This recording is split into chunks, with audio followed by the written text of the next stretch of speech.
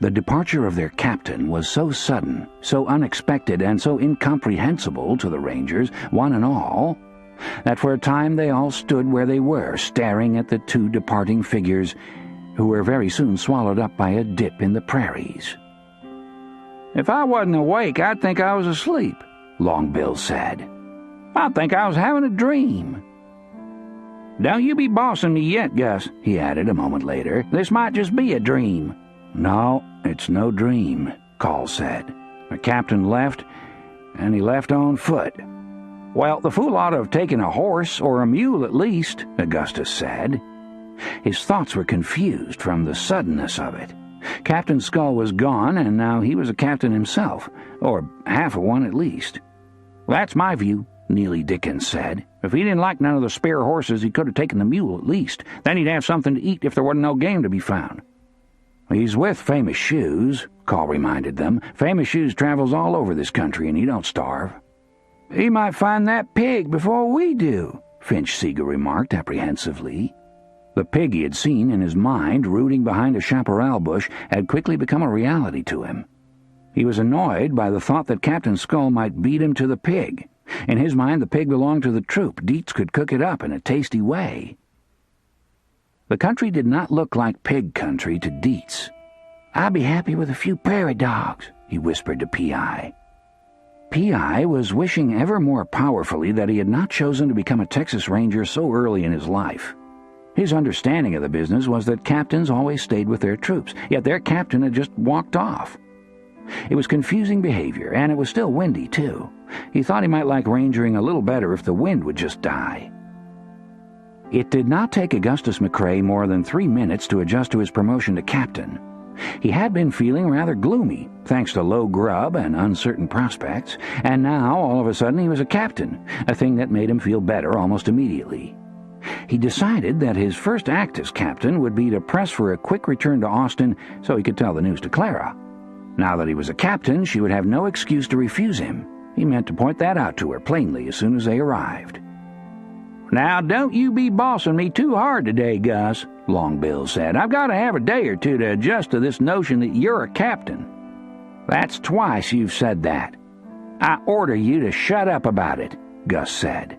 "You oughtn't to be picking on me anyway. Woodrow's a captain, too, and he'll be a harder boss than me once he gets the hang of the job." "Hang of it? Surviving's the hang of it," Call said. "I scarcely even know where we are, and I doubt you do either."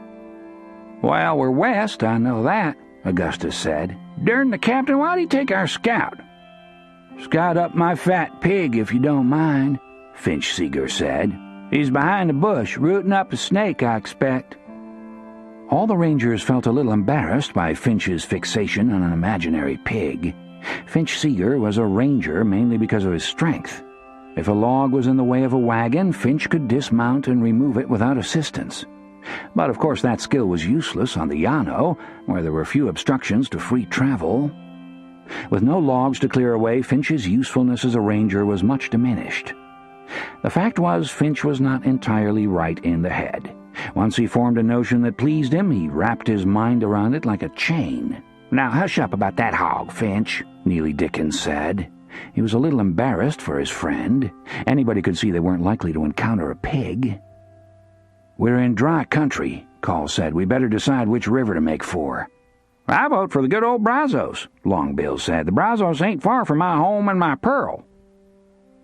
Call walked off a little distance, hoping Augustus would follow. He considered Captain Skull derelict for simply walking off from his command. The fact that he had split the command between himself and Augustus didn't seem very sensible either.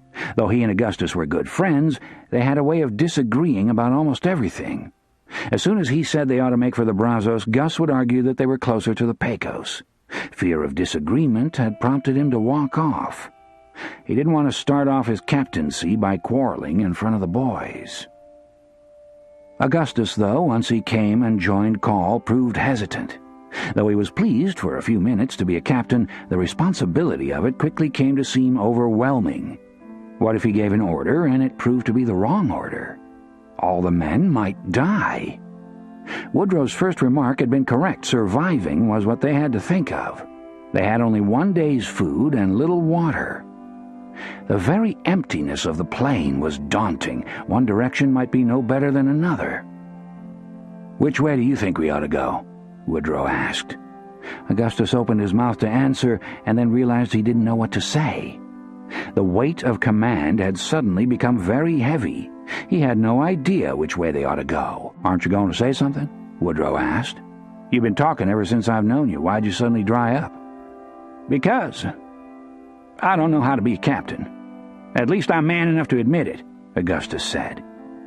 "What do you think we ought to do if you know so much?"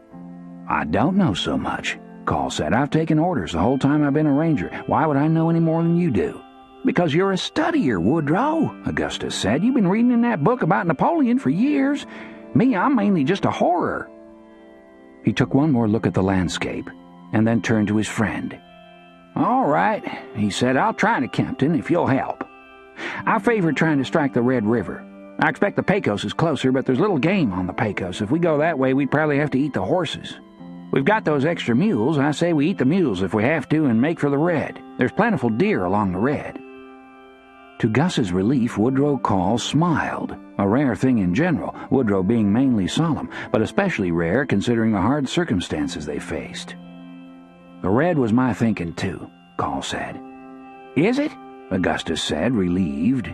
Usually Woodrow took the opposite view, just because it was opposite, as far as he could tell. Both of them turned for a moment and looked at the camp 50 yards away.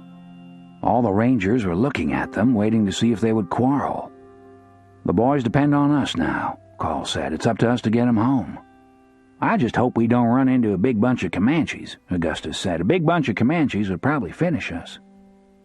"One of us will have to scout and the other stay with the troop," Call said. "I agree," Gus said. "It's a big thing we're taking on," Call said. "We need to keep our heads and do it right." "We'll get these boys home," Augustus said, proud but a little nervous. He looked once more at Woodrow to be sure they were still agreed on the directions. "So the Red River it is?" he said. "Yes, and let's get started," Call said. "The Red River it is."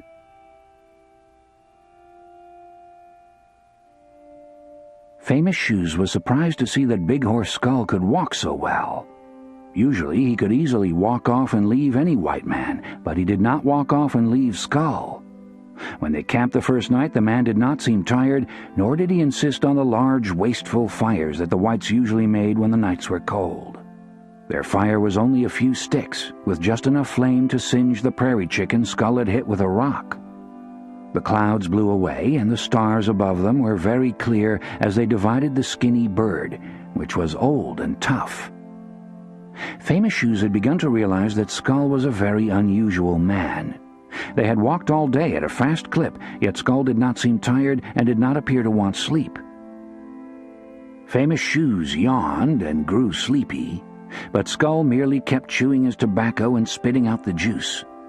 Famous Shoes thought Skull might be some form of witch or possessed person. He was not a comfortable man to be with. There was something in him like the lightning, a small lightning, but still apt to flash at any moment. Famous Shoes did not enjoy being with a man who flashed like lightning, causing unquiet feelings. But there was not much he could do about it. "Do you know this Ahumado?" Skull asked. "No," Famous Shoes said, very startled by the question. They were pursuing Kicking Wolf, not Ahumado. "No one knows Ahumado," he added. "I only know where he lives." "Somebody must know him," Skull said.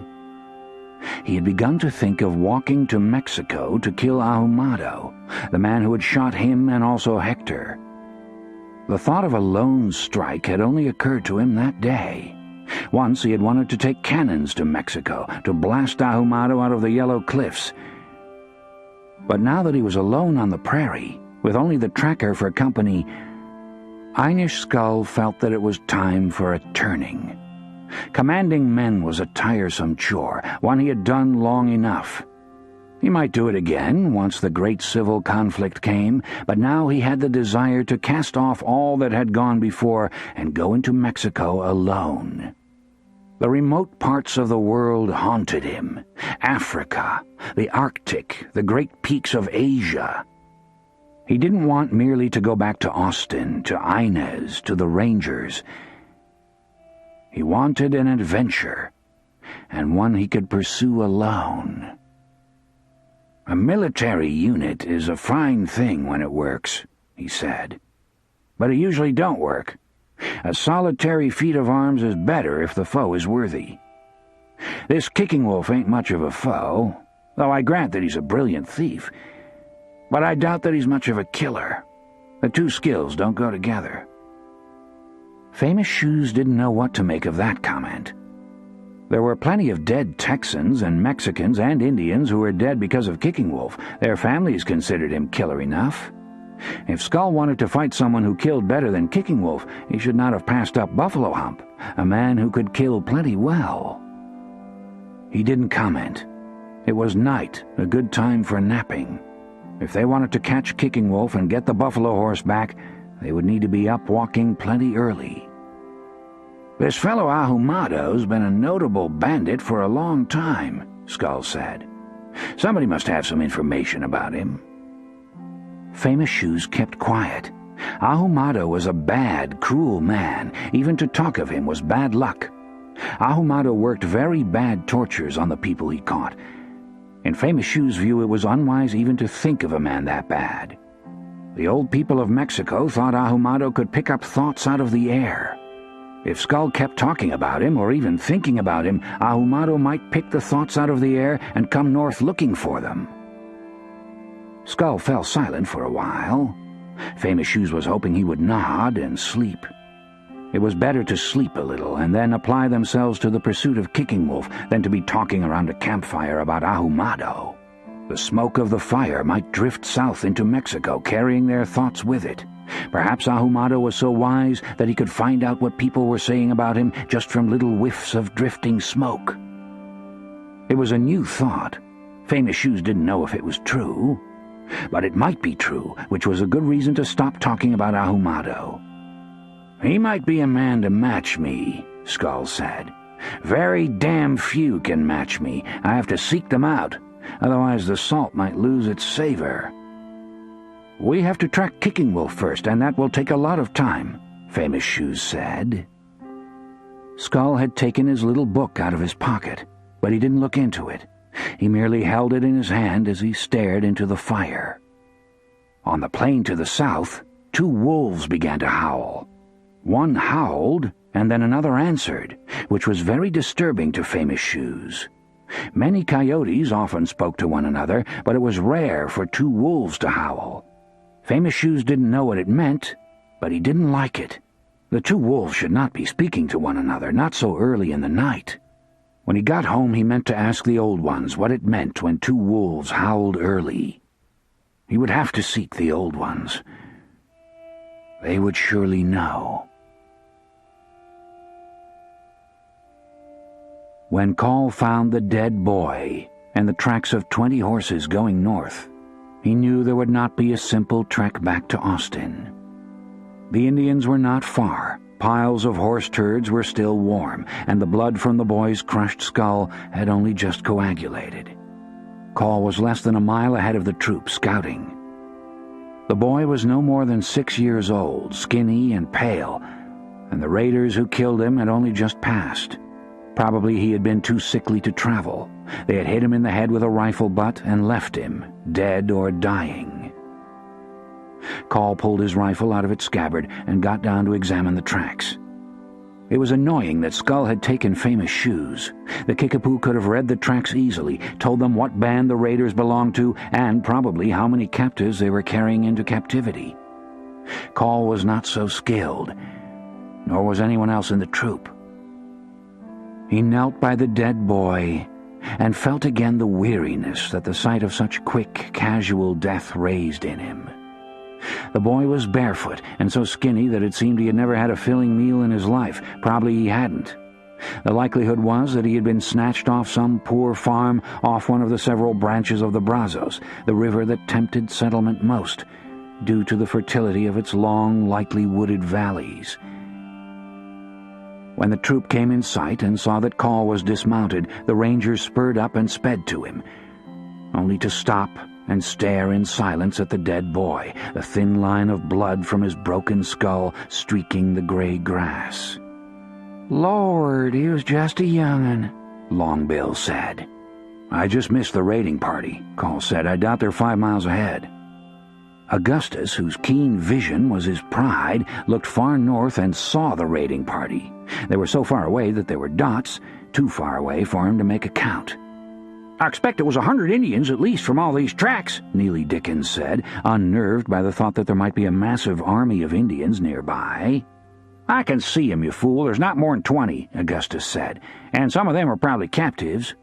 "I ain't a fool, and don't you be cussing me just because you got made a captain," Neely replied. His pride was easily wounded. When insulted, he was apt to respond with a flurry of fisticuffs. To Augustus's annoyance, Neely looked as if he might be about to flare into the fistfight mode, even though they were in a chancy situation with major decisions to be made.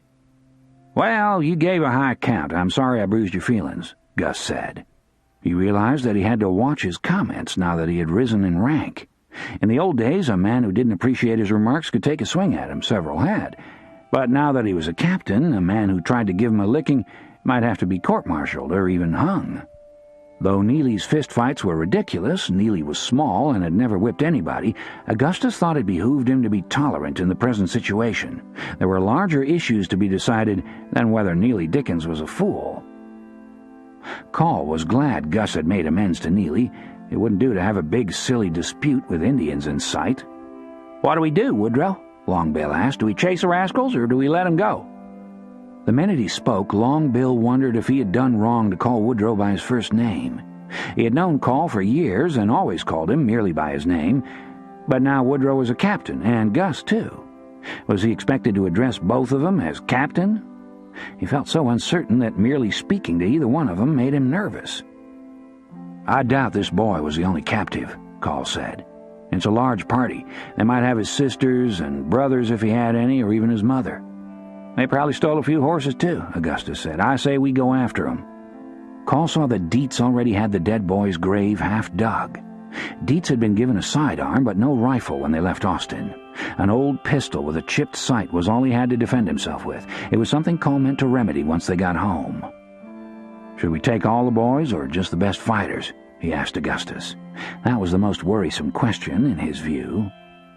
"I guess take 'em all," Gus said. He was well aware that the men's fighting abilities varied greatly. Still, it was a large party of Indians. The Rangers ought to attack with a respectable force. Call wasn't so sure. Half the men, at least, would just be in the way in a running battle. But the complexities of being a captain had begun to present themselves to him forcefully. If they just took the good fighters, who would take care of those who were left? As a group, the less able men would be lucky to stay alive, even without Indians. They'd get lost or hunt badly. They might starve. But if he took them, and they got killed or captured, their lives would be on his conscience and Augustus's. Another practical side of captaining was just beginning to worry him, and that was horses. It had been poor grazing lately, and they had had many hard days. None of the horses were in good flesh. The skinniest had suffered as much as the men from the cold, sleety weather. Famous Shoes could have looked at the tracks and told them exactly what kind of condition the Indian horses were in. But he couldn't do that. However well or poorly the men fought, it would be the quality of their horse flesh that determined the outcome if there was a long chase. It might be that their horses weren't a match for the Indian horses, in which case a chase would prove futile. "What if we can't catch 'em? Our horses might be too poorly," Call asked. "I don't know, but we've got to try," Augustus said. "That's a dead boy we're burying. We can't just go home and tell them we found a dead boy and didn't try to punish the killers, especially since they're inside." "In your sight, I can't see him," Call said. But of course he agreed with the point. The boy was dead. It was the second time in his career that he had stumbled on a dead body on the prairie. The first, long ago, had been a prospector of some kind. The chance of his finding the two bodies on the wide plain struck him. If his route had varied by even 50 yards, he might never have seen either body. The boy particularly would have been hard to see, curled up like a young goat in some low grass. Yet Call had found him. It was curious, but there it was. Neely Dickens, besides being quick to flare up, was also prone to attacks of severe pessimism if an undertaking of a dangerous nature was anticipated. When it became clear that they would all be required to go in pursuit of the raiding party, Neely immediately fell prey to dark forebodings. "North? I thought we was through going north," he said. "I despise having to travel back toward the darn north where it's so windy." "Then why'd you get in the Rangers anyway?" Teddy Beatty asked. "Rangers just go whichever direction they need to. You're in the wrong profession if you're picky about directions." "Couldn't get no other job," Neely admitted. "If I'd known I was going to have to go north, I'd have tried to make it to Galveston instead." Augustus found the remark puzzling. Why would a fear of the north convince anybody that they ought to go to Galveston? "Why Galveston, then, Neely?" he asked. The boy's grave had been hastily covered, and the troop was ready to move in the direction Neely despised. "Ships," Neely said. "If I was in Galveston, I might could hide in a ship." "Well, that don't make no sense," Long Bill observed. "Ships go north, too." Neely Dickens was sorry he had ever brought the matter up. All the Rangers were looking at him as if he were daft, which he wasn't. All his life he had heard stories about Comanche tortures. Several of the older Rangers had described the practices to him. Comanches slit people open and poured hot coals into them while they were still alive. "I won't have no Comanche cutting a hole in my belly and pouring in hot coals," he said, by way of explanation of his dislike of the northerly direction. "Shut up that talk, let's go," Call said. The men had been blue and apprehensive since Captain Skull left anyway. Dwelling on the prospect of torture would only make matters worse. He knew from experience that when morale began to slip among a group of tired, ill-fed, nervous men, a whole troop could soon be put at risk, and he didn't intend to let that happen, not on his first try at being a captain. He turned his horse and stopped the troop for a moment. "You need to think about your horses first and foremost," he said. "Be sure their feet are sound. A lame horse will get you scalped quicker than anything in this country. And be sure to sight your rifles every morning, too," Augustus added. "Bouncing around all day in a saddle scabbard can throw a gun off sight. If a red warrior 40 feet away is about to put an arrow in you, you don't want to have to stop and fix your sight." Teddy Beatty resented such instruction, particularly since the two captains were both younger than he was. "I can't think about horses and guns all the time," he said in a tone of complaint. "There's too much time for thinking out here on the plains." "Think about whores, then," Augustus said. "Pretend you won enough money in a card game to buy 50 whores." "Buy 50 whores and do what with them?" Long Bill asked. "That's too many whores to worry with, even if I wasn't a married man, and I am a married man." "It's just something to think about that's more cheerful than torture," Augustus explained. "Survival's more cheerful than torture," Call said. "Watch your weapons and your horses and stay close to the group. That way you won't suffer nothing worse than hearing Gus McCrae talk about whores 7 days out of the week." Neely Dickens heard the words, but the words didn't change his opinion. In his view, it was hot coals in the belly for sure if a man lingered too long in the north, in which direction, led by their young captains, they were even then tending. Neely still thought the best plan would be to make for Galveston and hide out in a ship.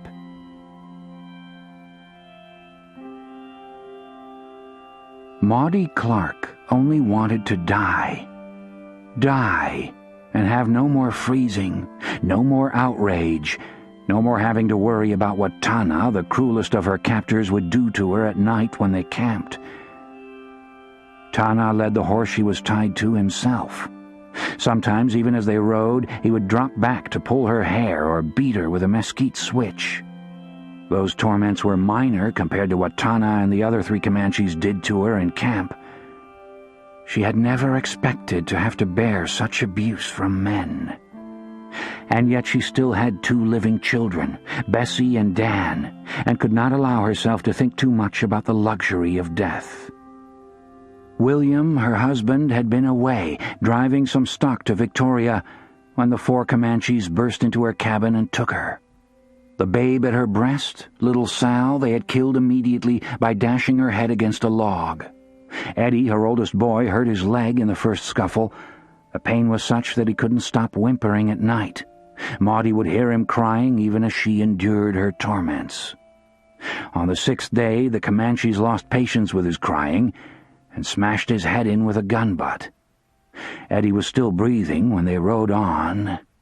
Maudie prayed someone would find Eddie and save him, but she knew it was an empty prayer. Eddie's head had been broken. No one could save him even if they found him. And who would find a small, dying boy in such emptiness? But Bessie and Dan, 3 and 5, were still alive.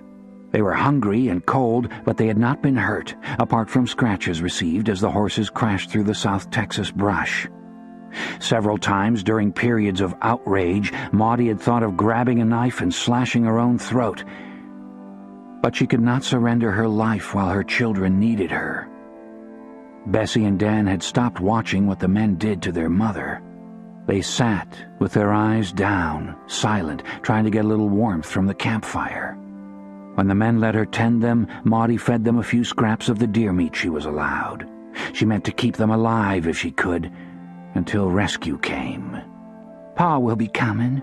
He'll take us home," she told them over and over. Maudie knew that part was a lie. William wouldn't be the one to find them if they were found and saved. William barely had the competence to raise a small crop and gather a few livestock. He would never be able to follow their trail from the brush country to the empty plains. Besides, he had left home to be gone 2 weeks or more. He might not yet even realize that his cabin was burned, his baby dead, his pigs scattered, and his family stolen. Once he did discover it, there would be little he could do. Yet Maudie held on to hope, for Bessie and Dan, if not herself. She didn't know why the young Comanche Tana hated her so, but in his eyes she saw her death. She had seen children brought back from Comanche captivity before, and most recovered. Bessie and Dan were sturdy children. They would recover too. But for herself, she had no hope. She and William had discussed the prospect of capture many times. Everyone who farmed on the frontier knew women who had been taken. In those discussions, William had always firmly instructed Maudie to kill herself rather than submit to savage outrage. There was always a loaded pistol in the cabin just for that purpose. William hated Indians. His parents and both his brothers had been killed in Indian raids on the Sabine River. More important to William even than the lives of his children was the knowledge that his wife Maudie would not be sullied by the embraces of red Comanches. Maudie knew William was not alone in that feeling. Many men on the frontier made clear to their wives that they would not be accepted back if they were taken and allowed themselves to survive.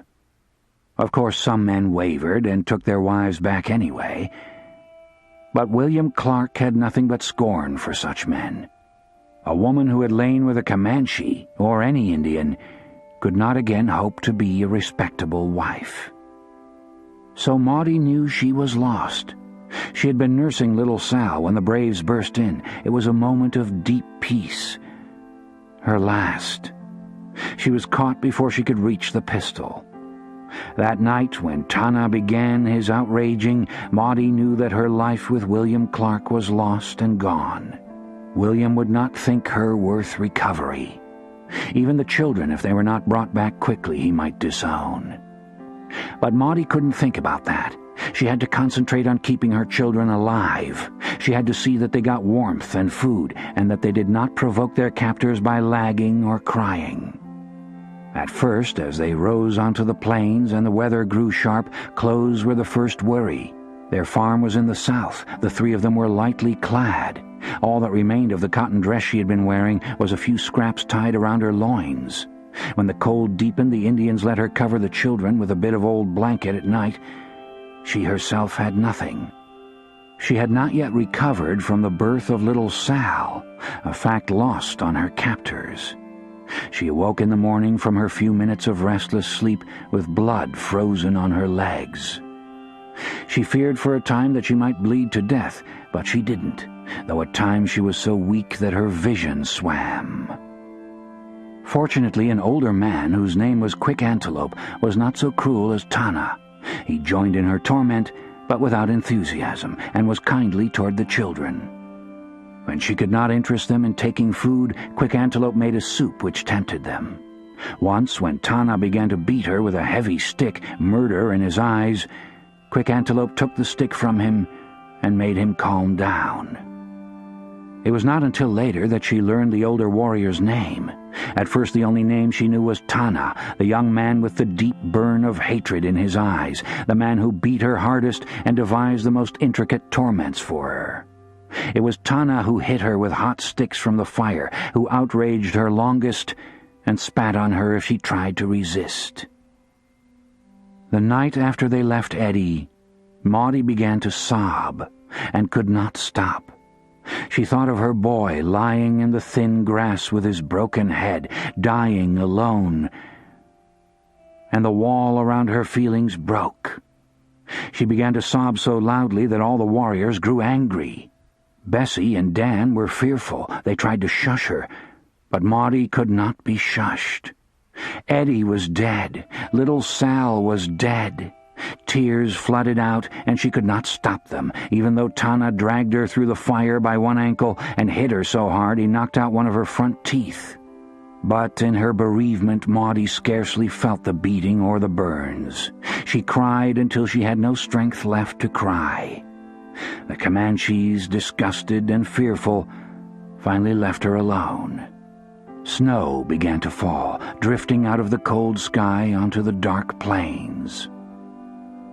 Finally, Maudie got up and pulled the scrap of blanket over Bessie and Dan. They watched the big snowflakes flutter into the campfire, causing it to make a spitting sound. Across the campfire, Tana was still looking at her, but Maudie sat close to her children and avoided his eyes.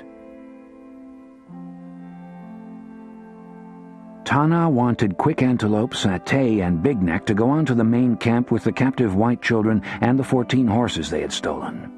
The horses were not the skinny horses Kicking Wolf was always stealing from the poor farmers along the Brazos. These horses were used to eating good grass. They were strong, fat horses of the sort Buffalo Hump liked. Tana thought Buffalo Hump would be impressed with the horses. He wanted the other warriors to hurry and take the horses and the 2 children to Buffalo Hump's camp. The 2 children were sturdy. They had borne the trip well and could be traded or else put to work in the camp. What Tana wanted was to stay behind with the white woman and torture her to death as vengeance against the whites who had killed his father. Long before, when Tana had been younger than the captive children, his father, Black Hand, had gone with many other chiefs to a big parley with the whites in a place of council. The whites had promised the chiefs safe passage. When they went into the tent to parley, the white chief had asked all the Comanche and Kiowa leaders to leave their weapons outside. Many of the chiefs, including Black Hand, had been reluctant to do this, but the whites made them strong promises, and some chiefs agreed, though they were wary. They had no reason to trust the whites, and they didn't trust them. Some of the chiefs concealed at least a knife when they went into the tent. They were right to be wary, for the whites immediately tried to place all the chiefs under arrest, claiming that the chiefs had not returned all the white captives they were supposed to return. Tana's father, Black Hand, protested that he had never agreed to return any captives, but the whites were arrogant and told the chiefs they would all be put in chains. The chiefs with knives immediately drew them and stabbed a few of the whites. Then they cut their way out of the tent. But the tent had been surrounded by riflemen, and all but 4 of the chiefs were immediately cut down or captured. Black Hand was shot in the hip and taken prisoner. That night the white soldiers tormented him with hot bayonets, and in the morning they hung him, not with a rope, but with a fine chain, so that he was a long time dying. Then, because Black Hand had been the most important chief to attend the parley, the whites cut off his head and kept it in a sack. They said they would return the head only when all the remaining white captives had been returned to Austin. But it was too late to return any captives. The 4 chiefs who escaped told all the tribes about the dishonesty and treachery of the whites. The few captives held by the tribes at that time were immediately tortured to death. Tana's own mother went to Austin to beg for the head of her husband. She wanted to put it with his body so his spirit would be at rest. But the whites merely laughed at her and chased her out of town. One white man cut her legs with a whip, cut them so deeply that she still bore the scars. Tana was young, but he had waited all his life to capture a white person, someone he could torture to avenge his father, whose head the whites had never returned. They had even lost the sack it was kept in. No one knew where the head of Black Hand was. Though he had abused and beaten the white woman, What he had done was nothing compared to what he intended to do once Quick Antelope and the others took the horses and left. Because of the whites and their treachery, he had had no father to instruct him as he was growing up. He had yearned bitterly for his father. The torture of the skinny white woman would not make up for his loss, but it would help. Quick Antelope, though, would not agree to go. "We have to take all the captives to Buffalo Hump," he insisted. "Then if he says you can have the woman, you can have her. The women will help you with what you want to do." "I do not need any women to help me," Tana said. "I want to do it here, and I want to do it now. Take the horses and go." Big Neck, though he had known Black Hand and understood the reasons why Tana wanted to torture the woman himself, agreed with Quick Antelope. Tana was only one raider, and a young one. The woman did not belong to him alone. Satay did not take part in the argument with Tana. He made it his business to see that the stolen horses did not stray. Satay thought the white woman would die anyway soon. Her breasts were swollen with the milk she had been feeding the infant they killed. Her breasts dripped milk all day, and her legs were bloody. She had made a big fuss in the night, crying for dead children who could not come back. Though Quick Antelope and Big Neck were right to point out to Tana that the woman did not belong to him alone, Satay would have let him have her. She would only last a few hours at most. Even if she did survive until they reached the big camp, the women would make short work of her. They made short work of white women stronger than this one. Satay thought it was foolish to argue so much about one woman. The sun had been up for some time. They needed to be on the move. But Tana was a stubborn young warrior. He would not stop arguing. Quick Antelope and Big Neck were firm with him, though. He could prance up and down and make threats, but they were not going to let him have the woman. Tana was very angry at the two men who opposed him. He felt like fighting them both. Quick Antelope had never been much of a fighter, but Big Neck was different. Though he looked old, he moved quickly and was almost as strong as Buffalo Hump. The only way to beat him would be to kill him with an arrow or shoot him. And Tana, though very angry, knew he would not be welcomed in the tribe if he killed Big Neck over a white woman. "Put her on the horse," Quick Antelope said. "You can beat her some more tonight." But Tana's rage was too great. He would not do as he was told. If he could not be left to torture the woman, at least he could kill her. It was what his father would want. He watched her as she cowered under the little blanket with her children. He wanted her death, and he wanted her to know it was coming. "You can put the children on the horse," he told Big Neck. "I'm going to kill the woman." Tana took out his knife and began to sing a death cry. He looked at the woman and waved the knife at her. He wanted her to know he would step across the fire soon and cut her throat. Satay began to feel uneasy, and it was not because Tana was so determined to kill the woman. He looked around. Big Neck and Quick Antelope felt the uneasiness too. They picked up their weapons and looked around. Though no one could see any danger, they all felt that something was not right. All except Tana, who was advancing on the terrified white woman, waving his knife and singing a loud death cry. Tana jumped across the campfire and grabbed the white woman by her long hair. He pulled her up away from her children so she would know a lot of fear before he put the knife to her throat. He dragged her through the fire again and lifted her up so that he could cut her throat. But Quick Antelope suddenly ran past him, bumping him a little. The bullet hit Tana and knocked him clear of the woman before he saw the horsemen racing toward them. He rolled over and saw that Quick Antelope had fallen too. Several horsemen were coming, and coming fast. Big Neck was among the horses. Tana wanted to reach his gun, but his gun was several yards away. The horsemen were racing down a little slope toward the camp. Tana saw Big Neck leap on a horse and turn to flee, but before he was even out of camp, a bullet knocked him off his horse. Tana was almost to his gun when another bullet hit him. It caused him to roll over. The ground where he fell was sandy. He wanted to reach for his gun, but he could not see.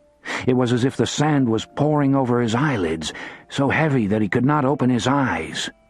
He heard the horsemen racing closer, but the sand was so heavy on his eyes that he let it bury him. He had ceased to worry about the horsemen. He only wanted to sleep.